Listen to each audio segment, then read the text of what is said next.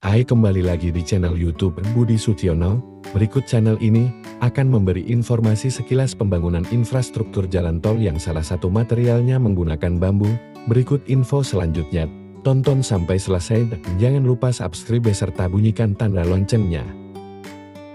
Pernahkah terbayang infrastruktur jalan tol melintasi laut bisa terbangun tegak karena ada jasa bambu di dalamnya?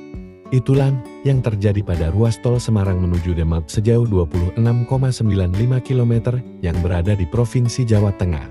Jalan tol di atas laut terpanjang di Indonesia itu terbagi ke dalam dua seksi pengerjaan lewat dua skema kerjasama pemerintah dengan badan usaha KPB. Konstruksi terintegrasi antara jalan tol dan tanggul laut merupakan yang pertama diaplikasikan di tanah air adalah pimpinan PT LAPITB Andi Kurnia Kartawirya yang memperkenalkan teknologi ramah lingkungan itu.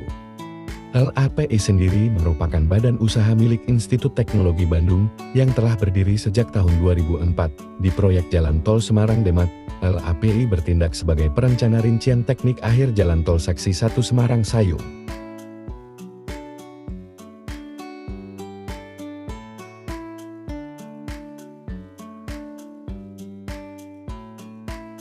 Seksi 1 antara Semarang-Sayung sepanjang 10,64 km menjadi posi pemerintah dan menelan anggaran 10 triliun.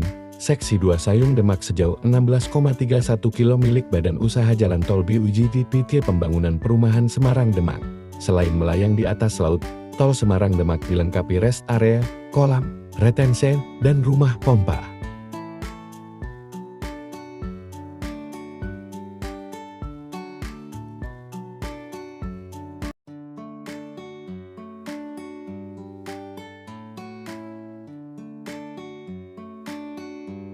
Jalan tol ini sekaligus berfungsi sebagai tanggul laut untuk mencegah banjir saat pasang laut rop menuju ke daratan kota Semarang.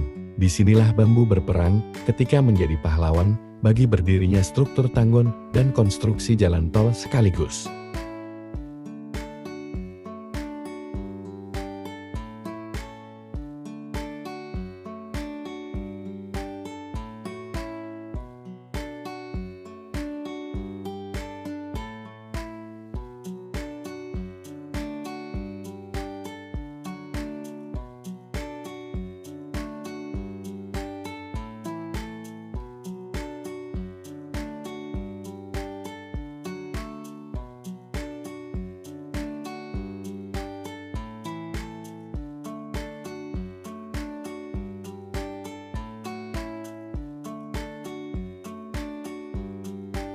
Bagaimana cara kerjanya, sehingga bisa dipakai di proyek tol laut ruas Semarang-Sayung?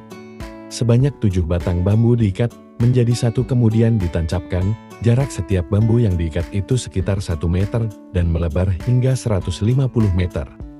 Ada lagi batang-batang bambu yang disusun dan diikat kemudian dipasang dengan cara dihamparkan di atas ikatan bambu yang ditancapkan atau dicerucuk tadi. Setiap satu lapis rakit bambu selesai dihamparkan selebar 150 meter, maka diberi lapisan pasir laut setebal 20 cm di atasnya. Lalu dihampari kembali dengan rakit bambu dan ditutup kembali oleh lapisan keras pasir laut. Begitu berulang-ulang hingga total 17 lapis.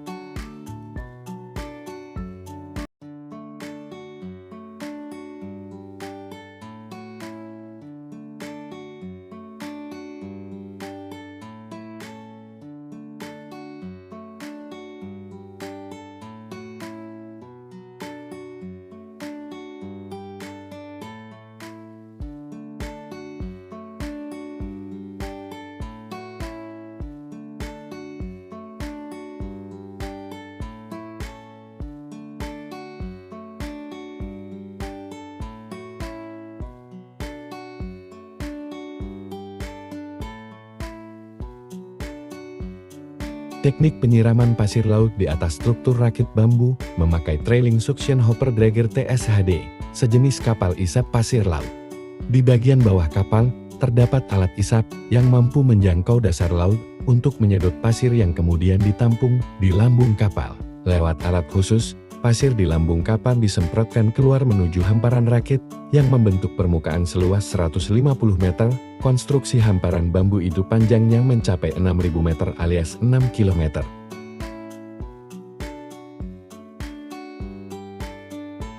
Andi menjamin konstruksi bambu ini tidak lapuk dimakan air asalkan di bawah tanahnya tidak terjadi perubahan ekstrem dari basah ke kering. Ia menyatakan, tidak perlu tiang panjang lagi untuk konstruksi ini, lantaran sudah sangat kuat dan membentuk tembok yang berfungsi sebagai tanggul laut dan jalan tol sekaligus. Agar tetap pada posisinya, konstruksi unik yang baru pertama diterapkan pada pembangunan jalan tol di Indonesia tersebut akan diberi penahan tiang panjang penahan saat melintasi alur Sungai Sayong.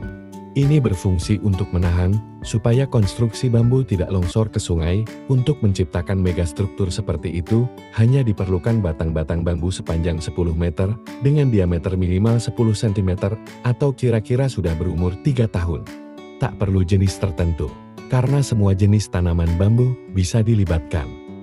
Jangan lupa, butuh sedikitnya 10 juta batang bambu untuk menciptakan daratan baru untuk jalan tol sekaligus tanggul laut. Ini jauh lebih hemat dibandingkan harus menguruknya. Selain butuh ratusan juta kubik tanah dan jutaan kali truk ulang-alik mengangkutnya, serta rawan amblas, tentu saja dari segi biaya bisa lebih ditekan. Tak perlu bersusah payah mencari bambu sebanyak itu, karena Indonesia adalah negara dengan keragaman yang tinggi untuk jenis tanaman bambu. Dari 1439 jenis yang ada di dunia, sebanyak 162 jenis diantaranya tumbuh di Indonesia.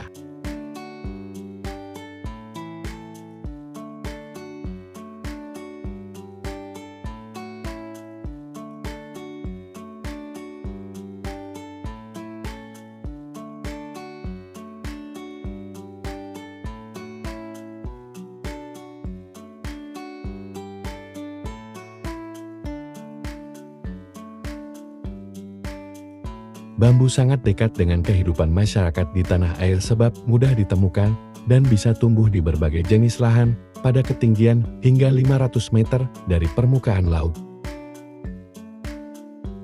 Sebelum diterapkan pada proyek jalan tol tadi, tanaman dari keluarga Pacai ini lebih dulu diuji di Balai Bahan dan Struktur Bangunan Gedung, Direktorat Bina Teknik Permukiman dan Perumahan, Direktorat Jenderal Cipta Karya Kementerian Pekerjaan Umum dan Perumahan Rakyat. Pengujian untuk mengukur kelayakan bahan bambu sebagai konstruksi. Menurut Kepala Balai Bahan dan Struktur Bangunan Gedung Ferry Eka Putra, ada 2 jenis uji untuk sistem rakit atau matras bambu tadi, yakni uji tarik dan uji lentur. Tujuannya untuk mengetahui perilaku dari bambu yang dirangkai menjadi kesatuan sebagai matras, termasuk jika mengalami gaya tarik dalam arah horizontal serta gaya tekan pada arah tegak lurus.